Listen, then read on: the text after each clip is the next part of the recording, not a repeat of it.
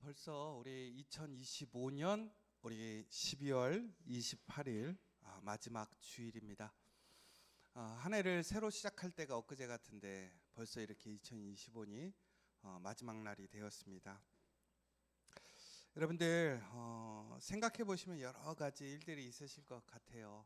우리가 아마 순구영신 예배 때 우리 올 한 해를 돌아보는 여러 가지 영상들을 또 우리도 보고 또 우리가 한번 기억해 볼 텐데, 여러분들 지금 이 시간 한번 올 한 해가 어떠했는지 한번 생각해 보시면 좋을 것 같습니다.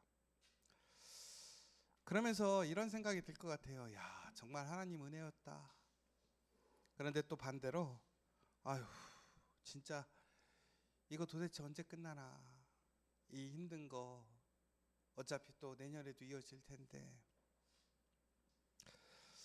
여러분, 우리는 신앙이 있습니다. 믿음이 있죠. 그래서 우리는 이렇게 이 자리에 모여서 예배를 드리고 있지만 우리에게는 뭐 세상 사람들과 동일하게 우리는 조금 우리 안에 숨겨둔 질문들이 있는 것 같습니다. 여러분, 우리는 흔히 얘기해서 이렇게 막 박수 받으며 떠나는 사람들을 상당히 부러워합니다. 그런데 우리의 삶이 정체되고 이렇게 앞으로 나아가지 못하고 발전하지 못하는 것 같을 때 우리는 상당히 마음에 큰 부담감을 느끼게 되죠. 오늘 두 종류의 사람을 우리가 말씀에서 볼 수 있는데요. 첫 번째는 베드로였습니다. 여러분이 잘 아시는 것처럼 베드로는 십자가에서 이제 순교를 하게 됩니다. 그리고 특별히 하나님께서는 예수님께서는 베드로가 어떻게 죽는지에 대해서 예고해 주셨습니다.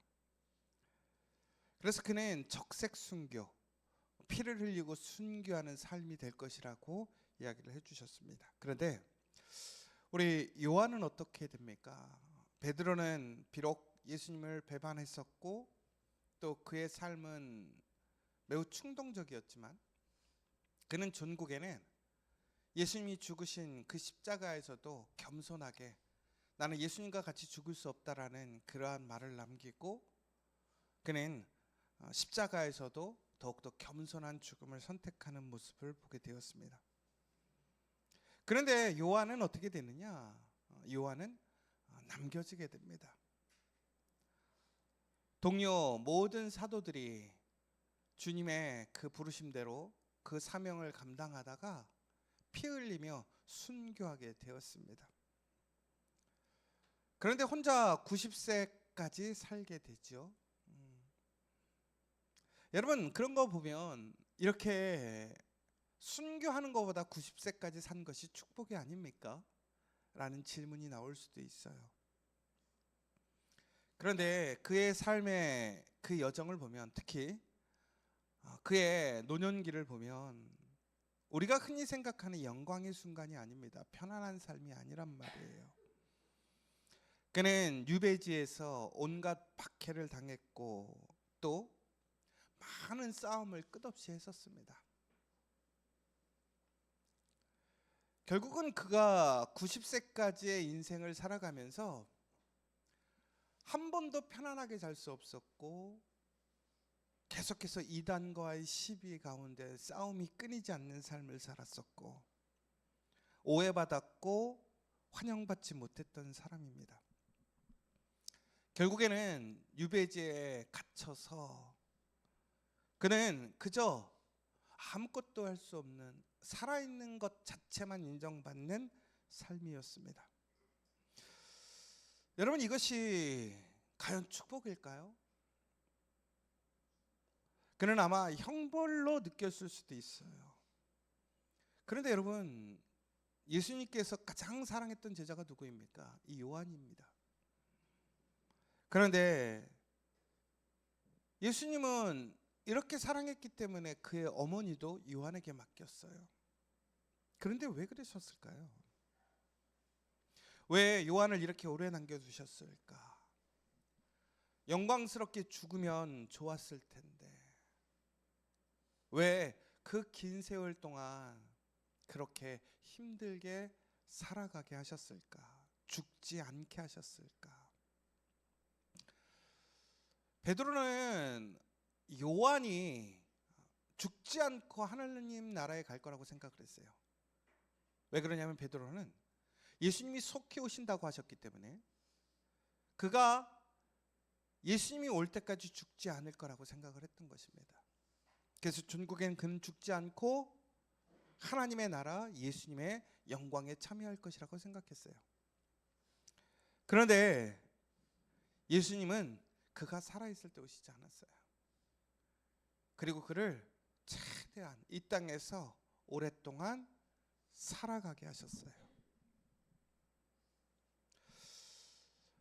여러분, 직장 동료들이 좋은 직장으로 이직을 해요. 근데 나는 그 자리에 있는 거예요. 동역자들도 사역지를 옮겨가요. 그런데 나는 그 교회 그 자리에 있는 거예요. 가족들이 다 세상을 떠났어요. 그런데 외로이 나만 혼자 살아가요. 친구들은 다 새로운 시작을 하는데 나는 여전히 그 자리에서 문제와 씨름하고 있어요. 그러면 우리는 그때 이렇게 질문하지 않습니까? 하나님은 왜 저에게 이러십니까? 왜 저를 여기에 남겨두셨습니까? 여러분, 그렇다면 그것은 벌입니까? 시험입니까? 아니면 사명입니까? 오늘 우리는 요한의 삶을 통해서 발견하게 될 것입니다. 특별히 요한의 그 긴 삶은 특혜가 아니었다라는 거예요. 그것은 사명이었습니다. 어떠한 사명? 그 살아남에는 목적이 있었어요. 뭐냐면 끝까지 사랑하는 것입니다. 하나님은요, 요한을 통해서 교회에게, 믿음의 성도들에게 어떻게 사랑하며 끝까지 살아가야 하는지를 보여주시길 원했더라는 것입니다. 우리는 지난주에 닫는 사랑에 대해서 보았습니다. 닫는 사랑이라는 것은 사랑을 포기하는 것이 아닙니다. 거짓 앞에서 문을 닫고 사랑의 기준을 세워주는 것입니다. 보여주는 것입니다. 그러나 그 사랑으로는 부족하다라는 거예요.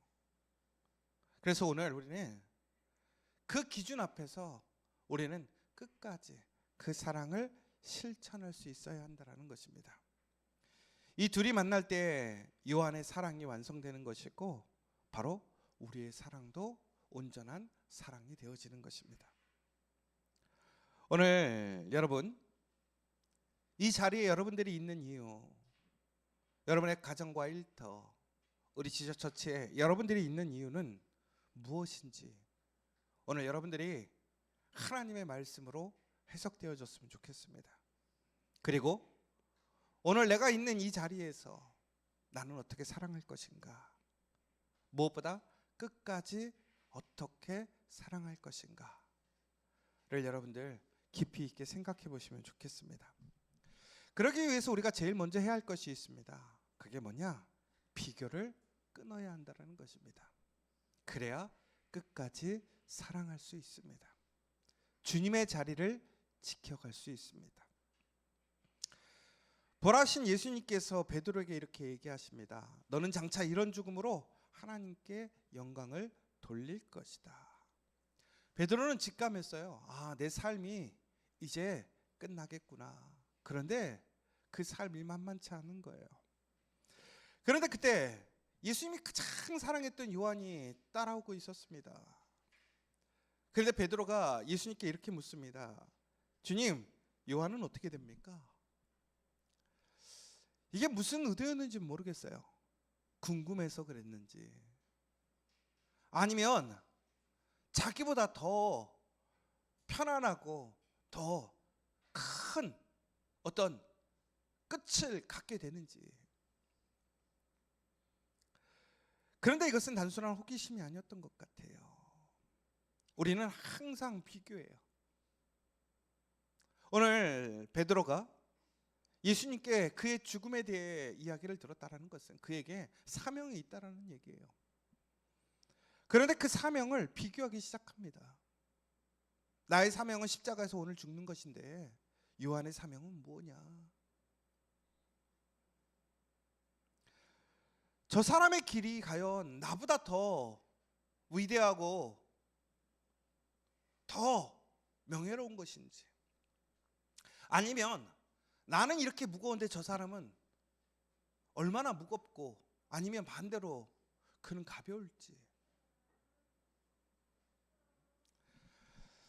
여러분, 우리는 그렇게 보지 않습니까? 야, 어떤 교회에서는 이렇게 대우해 준대, 어떤 데서는 이렇게 해주더래. 우리 항상 비교하지 않습니까? 어느 집에서는 이렇게 해준대요. 가정도 그렇고 직장도 그렇고 교회도 그렇지 않습니까? 그런데 오늘 예수님의 말씀이 제자도의 핵심을 얘기해요. 뭐라고 얘기하십니까? 내가 올 때까지 그를 머물게 하고자 할지라도 내게 무슨 상관이냐? 너는 나를 따르라. 여러분, 예수님이 냉정하신 것이 아니라 바로 베드로에게 핵심을 얘기하시는 건데, 뭐냐면 비교하지 말라는 거예요. 사명을 비교하지 말라는 거예요.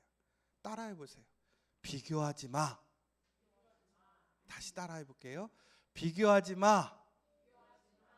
맞아요. 왜?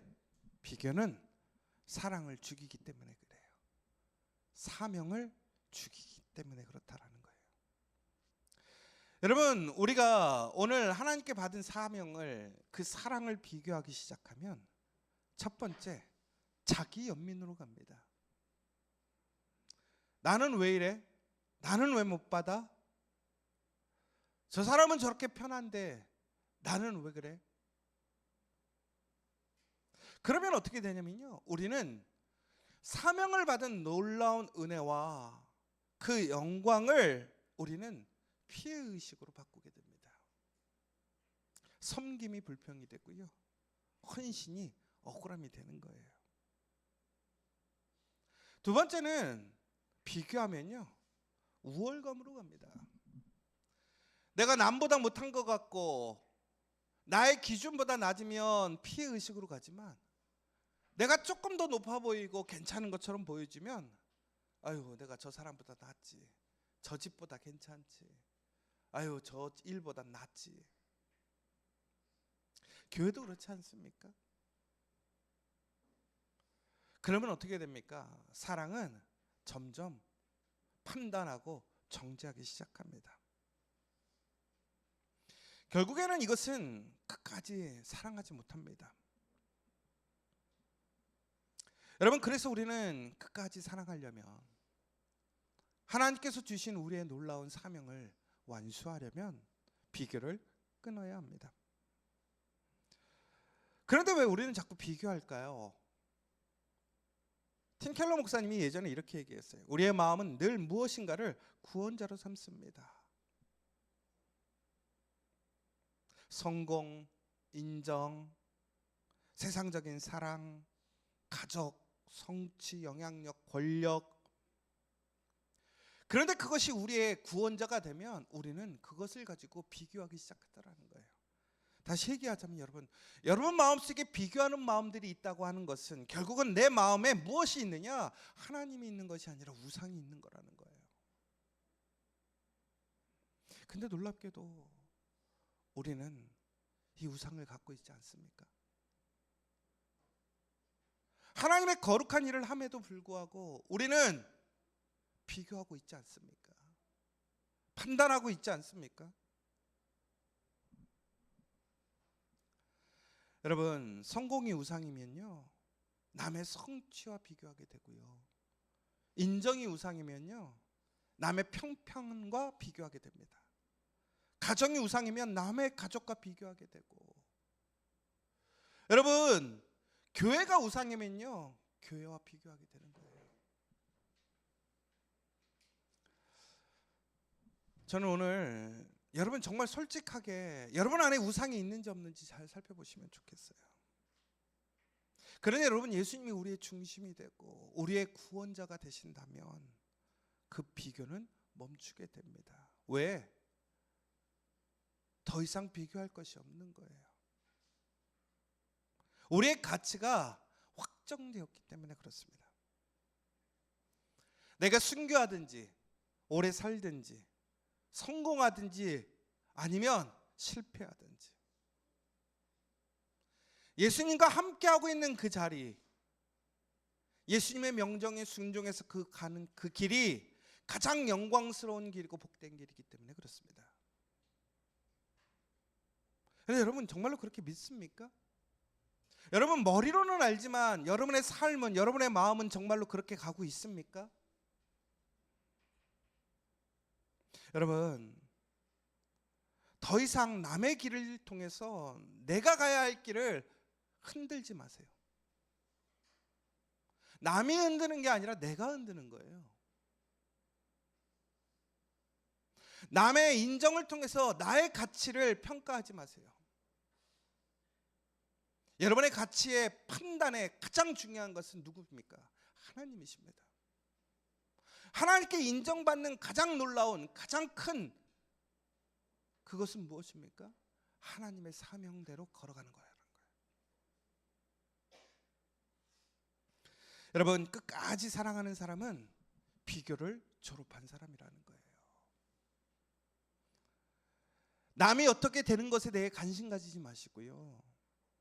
나에게 맡겨주신 사명이 무엇인지, 그 사랑이 무엇인지를 끝까지 붙드는 여러분 되시길 원합니다. 그리고 더 나아가서 나에게 맡겨진 일을 온전히 완수하기를 원합니다. 다른 것에 신경 쓰느라고, 비교하느라고 나에게 맡겨진 것도 제대로 하지 못한다면 그 영광스러움을 우리는 놓쳐버리는 거예요. 다시 얘기하자면 여러분, 내가 나에게 주어진 것 제대로 맞추지 못한다면 그것은 내 안에 우상이 있는 거예요. 비교가 있는 거예요. 그래서 예수님이 뭐라고 얘기하십니까? 너는 나를 따르라. 여러분 요한이 이렇게 얘기해요. 나 요한은 너희 형제요 예수의 환난과 나라와 참음에 동참하는 자라. 하나님의 말씀과 예수의 증거로 말미암아 밤모라 하는 섬에 있었더니. 여러분 요한은 오늘 자신을 자랑하지 않습니다. 내가 예수님께 특별히 사랑받은 사람이다. 오히려 그는 이렇게 얘기합니다. 나는 너희 형제다. 나는 너희와 함께 환난과 나라의 참음에 동참하는 자다.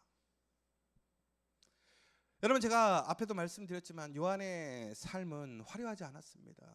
영광스럽지 않았습니다. 평안하지 않았습니다. 세상으로 얘기해서 노년이 꽃길을 걸어가는 인생이 아니란 말이에요. 더 어려운 길이었단 말이에요.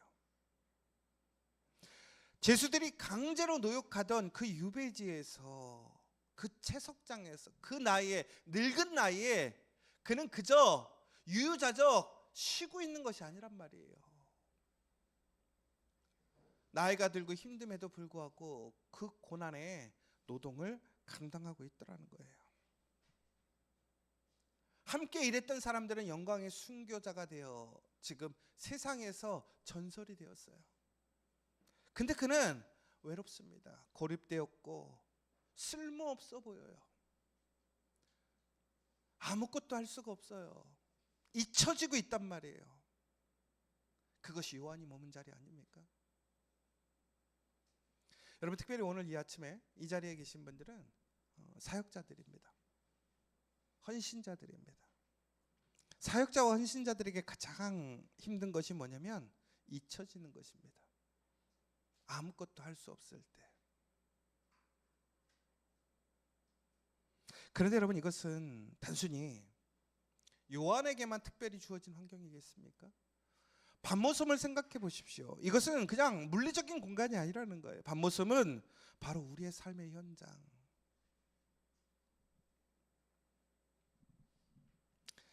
여러분 요한이 왜 밤모섬에 갔습니까? 하나님의 말씀과 예수의 증거로 말미암아. 여러분, 그 말씀과 증거가 무엇이었느냐? 이단을 향해 진리를 선포했던 것, 핍박하는 자들을 향해 굴복하지 않고 말씀의 표대를 향해 나아가던 것, 흔들리는 교회를 향해 다시 진리로 돌아갈 것을 선포하고 살아갔던 모습, 그 사랑은 편하지 않았습니다. 여러분, 끝까지 사랑한다라는 것은 결코 편하지 않습니다. 꽃길이 아니라는 얘기입니다. 여러분, 반모섬에서 요한이 마주했던 현실, 그것은 수많은 배신한 사람들, 이단을 따르는 사람들, 나를 오해하는 사람들, 바로 그 현실이 반모섬이고 우리가 살아가는 신앙의 삶, 오늘 우리의 자리가 반모섬 아닙니까? 그런데 놀랍게도 요한은 그 자리를 이렇게 해석했어요. 하나님의 말씀과 예수의 증거로 삼는 자리다. 요한은 오늘 막혀있는 그 길을 자신의 사명의 길로 재해석하는 모습을 보게 됩니다. 결국에는 이 요한은 적색 순교가 아니라 백색 순교를 하게 됩니다. 백색 순교는 뭐냐? 피 흘리지 않고 죽는 삶이라는 거예요. 그러면 여러분 여기서 오해하지 마셔야 돼요. 피 흘리고 죽지 않는 삶이 모두가 백색 순교냐? 그렇지 않더라는 거예요. 진정한 백색 순교라는 것은 무엇입니까? 매일매일 우리는 우리의 자신을 십자가에 놔두는 것이랍니다. 아무도 알아주지 않는 그 자리에서 말씀으로 신실하게 있는 것, 감정이 식어도 약속을 지키는 것, 오해가 쌓여도 선을 악으로 갚지 않는 것, 떠날 핑계가 충분해도 사랑의 자리에서 버티는 것. 그러니까 요한은요, 끝까지 지속해서 그 삶의 자리를 지켜갔던 사람이라는 거예요. 오해하지 마세요. 우리가 무조건 우리의 자리를 지켜가는 것이 중요하다는 얘기가 아닙니다. 하나님께서 우리에게 말씀하신 그 자리, 사명의 자리를 끝까지 지켜가야 한다는 거예요. 여러분, 그래서 교회는 뜨거운 불꽃으로만 서는 것이 아니라 오래 타는 등불이 필요하더라는 거예요. 저는 우리 지저처치, 특별히 여기 계신 여러분들이 꺼지지 않는 등불 되길 원합니다. 오늘 우리의 반모섬은 어디입니까? 여러분, 직장에서 무기력함을 느낄 때가 있어요. 내가 여기서 뭘 더 할 수 있지? 가정에서 똑같은 문제들로 인해서 정말로 피곤하고 상실감을 느낄 때가 있어요. 교회에서도 마찬가지고 신앙에서도 마찬가지예요. 그때 우리는 하나님이 나를 버리셨나 생각할 때가 있어요. 그런데 요한은 어떻게 생각했습니까? 주님의 증거 때문에 나는 여기에 있다라는 거예요. 떠날 이유를 찾는 것이 아니라 내가 남아 있어야 될 이유가 무엇인지를 찾는 사람이었다라는 거예요. 근데 세상 사람들은 어떻게 생각합니까? 떠나면 해결될 거라고 생각. 그렇지 않아요. 여러분, 떠나서 다시 새로운 자리에 가면 그 자리에서 동일한 문제가 발생합니다. 그 자리에서도 우리는 동일한 그 사명을 완수해야 되는데, 떠나는 것이 반복되어지고 습관이 되어지면 결코 그 사명의 자리를 지킬 수 없어요.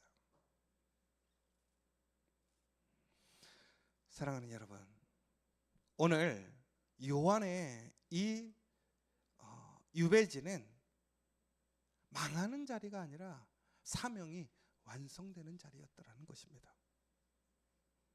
그리고 요한은요, 중요한 것이 비교하지 않았습니다. 순교한 야고보와 순교한 베드로와 순교한 바울과 다른 사도들과 다른 이들의 상황과 축복과 역할과 그는 비교하지 않고 철저하게 하나님의 말씀에 순종하고 그 사명을 붙들고 오늘 그가 그 자리에 있는 이유가 무엇인지를 분명히 이해하고 선포하고 사랑했더라는 것입니다. 여러분, 그렇다면 끝까지 사랑한다는 것은 무엇이고 어떻게 가능할까요? 이게 핵심입니다. 여러분, 끝까지 사랑한다는 것은 말은 좋습니다. 아름답고 정말로 해야 할 일이라고 생각하죠. 그러나 또한 위험한 일입니다. 여러분, 우리는 끝까지 사랑한다는 것을 감정적으로 생각할 때가 많아요. 여러분, 끝까지 사랑한다는 것은 감정이 아니라 언약적 신실함입니다. 우리의 사명의 자리에서 사랑할 수 있는 것은 감정이 아니라 언약적 신실함입니다. 끝까지 자리를 지켜갈 수 있는 사람은 바로 그 언약의 신실함을 갖고 있는 사람입니다. 사랑은 단지 느낌이 아니라는 거예요. 사랑은 충성, 신실함, 책임, 자기희생을 포함하고 있는 것입니다. 요한복음에 이런 얘기가 있습니다. 예수님이 제자들을 사랑하시되 끝까지 사랑하시니라. 여러분, 끝까지 사랑한다는 것은 무슨 얘기냐? 감정으로 사랑한 것이 아닙니다. 그의 십자가로 사랑했던 것입니다. 십자가까지 이어지는 것이 진짜 끝까지 사랑하는 것입니다. 관계가 유익해서가 아니라 옳기 때문에 지속하는 것. 감정이 뜨거워서 좋아서가 아니라 약속했기 때문에 지키는 것. 상대가 완벽해서가 아니라 내가 받은 은혜가 크기 때문에. 그런데 이러한 사랑은 인간의 사랑으로 되지 않습니다. 자연적으로 나오지 않습니다. 우리의 본성은 손익을 따라가고 우리의 본능을 따라가게 됩니다. 그러나 복음은 우리를 다른 방식으로 움직이게 하더라는 거예요. 여러분, 왜 가능합니까? 우리가 끝까지 사랑하려면 힘이 필요해요. 그런데 보통 세상의 그 힘은 어디에 기초를 두고 있냐면 인정 혹은 관계를 통해 얻게 되는 유익 혹은 내 아래 어떠한 원하는 그러한 이미지, 내가 좋고 내가 편하려고. 그런데 그것은 반드시 바닥나더라는 거예요. 그런데 복음의 힘은 다르더라는 거예요. 하나님이 그 예수님이 나를 끝까지 사랑하셨던 그 사랑, 내가 실패해도 나를 떠나지 않으시고 나와 언제나 끝까지 함께 하시는 함께하심, 내가 부족하고 연약해도 흔들려도 나를 붙들어 주심, 반석이 되어 주심, 내가 자격이 없을 때도 내가 배신해도 은혜를 주시는 그 사랑. 여러분, 그 그리스도의 사랑, 십자가가 우리의 사랑의 힘이 되면 그것은 의무가 아니라 쥐어짜는 것이 아니라 흘러 넘치게 돼 있다는 거예요. 세상의 것은 고갈되고 한계가 있어요. 그러나 하나님의 사랑, 그 예수님의 사랑은 끝이 없고 한계가 없어요. 결국엔 예수님이 나와 함께 하시고 그 예수님을 쫓아가면 우리는 그 사랑이 흘러 넘쳐서 내가 원하는 것이 아니라 나도 모르게 그것이 흘러가게 되어 있다는 거예요. 그래서 우리는 사랑을 흔히 내리사랑이라고 하잖아요. 짜서 주시는 게 아니에요. 여러분, 우리는 나의 목적을 이루기 위해 구원을 위해 사랑하는 것은 한계가 있어요. 그러나 우리가 이미 구원받았기 때문에 그 사람의 충만함이 있기 때문에 우리는 사랑할 수 있다는 것입니다. 여러분, 우리 3주에 닿는 사랑에 대해서 얘기했고 오늘은 끝까지 사랑함에 대해서 이야기하고 있습니다. 여러분, 오늘 그런데 이 두 사랑은 서로 반대가 아니라 어떻게 되는 것입니까? 서로 보완하고 하나가 되는 사랑이라는 것입니다. 여러분, 우리가 사랑을 닫아버리면 우리는 복음의 길을 잃어버리게 됩니다. 그러므로 우리는 어떻게 해야 됩니까? 우리는 진리에 대해서는 단호하게 우리는 그 기준을 세워야 하지만 사람에 대해서는 오래 참음으로 사랑해야 합니다. 진리만 있고 사랑이 없으면 정죄하게 되고 우리는 비판적이 됩니다. 그러나 사랑만 있고 진리가 없으면 혼합되어지고 타협하게 되고 왜곡되어집니다. 여러분, 사랑 없는 진리는 감상이 되고 진리 없는 사랑은 가혹함이 된다는 이야기가 있습니다. 바로 요한은 우리에게 끝까지 사랑하는 방법에 대해서 온전한 예시가 되고 있습니다. 그러면 여러분, 오늘 우리가 이제 이러한 요한의 끝까지 사랑함을 통해서 우리는 어떻게 실천할 것인가? 제일 먼저 우선 우리의 삶의 사소한 자리에서 나의 중심을 내려놓는 사람들이 되었으면 좋겠습니다. 여러분, 끝까지 사랑하는 것은 이런 것에서 시작되는 것 같습니다. 내가 말이 거칠어질 때, 인간적인 말이 나오려고 할 때 한 박자 늦추는 거예요. 말을 참는 거예요. 그리고 온유를 선택하는 것입니다. 피곤할 때 대충 하는 것이 아니라, 내 상황을 나에게 합리화시키는 것이 아니라 작은 성실을 선택하는 거예요. 눈앞에 보이는 먼지를 그저 지나가는 것이 아니라 그것을 털어서 깨끗하게 할 수 있는 성실함. 서운할 때 나의 판단으로 그저 단정하는 것이 아니라 그의 입장에서 혹은 사실과 확인과 대화를 통해서 이해하고 소통하는 것. 반복되는 일상에서 이거 왜 내가 해야 하고 왜 나만 해야 되지가 아니라 오늘 주님께서 나를 남겨두신 이유가 무엇인지, 우리 가정과 일터, 우리 교회에서 내가 그것을 위해 있는 것이 아닌지, 이게 백색 순교라는 거예요. 여러분, 적색 순교와 백색 순교 중에 뭐가 더 어려울 것 같으세요? 백색 순교가 어려운 거예요. 그런데 여기에 있는 우리는 적색 순교를 해야 할 사람도 있겠지만 오히려 저는 백색 순교자로 우리를 부르셨다고 봅니다. 여러분, 마찬가지예요. 우리 가정에서도 마찬가지예요. 내가 가정에서 무조건 한없이 이해받기보다는 내 남편을, 내 아내를, 우리 자녀들을 이해하려는 태도. 무엇인가 실수한 게 있더라면 미루고 무시하는 것이 아니라 바로 그 순간 사과하고, 내 기준, 내 목표로 내 자녀들을, 내 가정을 끌어가려는 것이 아니라, 내 손아귀에서 잡으려는 것이 아니라 하나님께 맡기고 하나님의 그 이끄심을 신뢰하는 것. 여러분, 교회도 마찬가지예요. 교회에 와서 오히려 상처받는 사람이 많대요.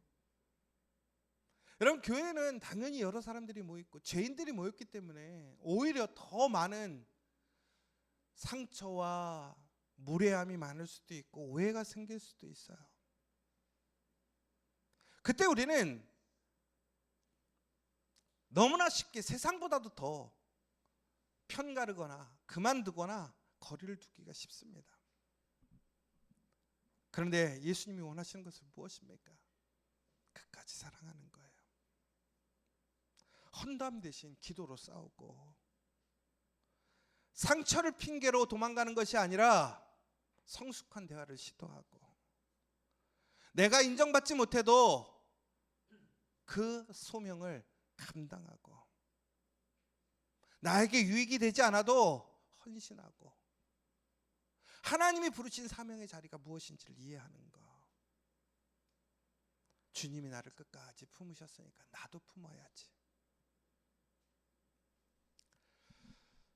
여러분, 그러면서도 우리는 세상의 선을 긋되 사랑을 포기하지 않는 복음의 스탠스를 지키고 보여주는 공동체가 되어야 할 것 같습니다.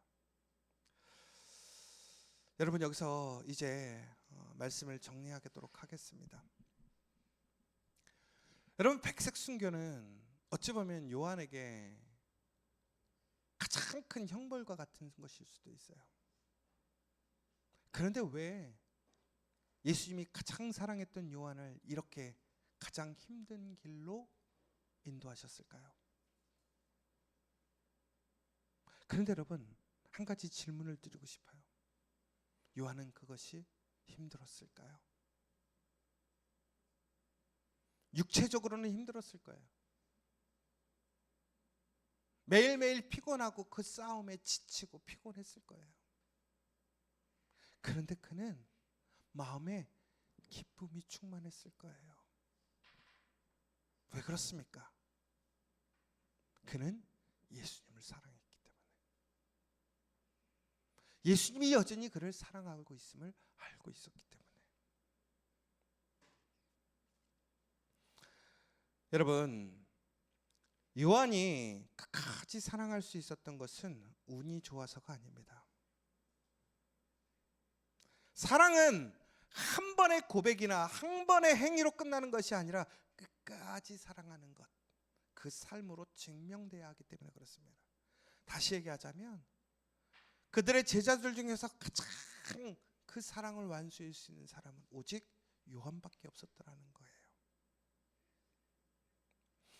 여러분, 오늘 우리를 바로 이러한 하나님의 그 사랑의 증거자로 우리를 세우시기를 원하신다라는 거예요. 여러분, 오늘 이렇게 물어보십니다. 너는 왜 아직 여기 있느냐? 너는 왜 너희 가정에 남아있고, 너는 왜 지저처치에 남아있고, 너는 왜 지금 이 자리에 버티고 있느냐? 우리는 그런데 반대로 질문할 때가 있지 않습니까? 왜 저는 이곳에 남아있어야 합니까? 왜 이 자리에 머물러야 합니까? 그런데 주님이 이렇게 얘기하십니다. 내게 무슨 상관이냐? 너는 나를 따르라. 비교하지 말고 끝까지 사랑해라. 그러게 우리 오늘 다시 한번 결단해야 돼요. 주님, 비교를 끊겠습니다. 아직도 내 안에 우상이 있음을 고백합니다. 인정합니다. 2025년 오늘 우리는 그것을 끊어버리겠습니다. 오늘 나의 반모섬을 저는 소명으로 다시 바라보겠습니다. 그리고 끝까지 감정이 아니라 복음의 그 사랑으로 사랑하겠습니다. 여러분, 2025년 이제 오늘을 끝으로 2026년 그 요한과 같이 끝까지 사랑할 수 있기를 간절히 소망하고 원합니다. 마지막으로 다시 물어봅니다. 여러분들은 왜 이 자리에 남아 있습니까? 이 자리에서 여러분들이 해야 할 일은 무엇입니까?